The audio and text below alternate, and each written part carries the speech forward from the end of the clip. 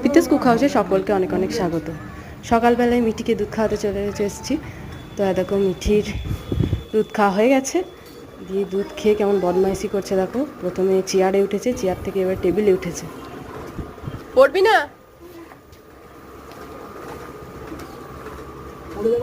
কি মাখছো তুমি? কি মাখছো জোরে বলো। কি?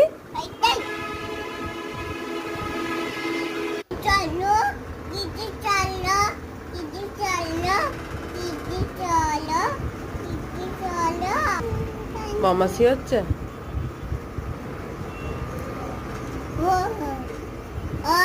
কি গো? এখন ঘড়িতে বাজে 9:10। তো আমার স্নান হয়ে গেছে, এবার আমি পুজো করব। তো চলো পুজোটা করে নিই, আবার দেখা হবে পরের কোনো মিনি ব্লগে। নমস্কার, সবাই ভালো।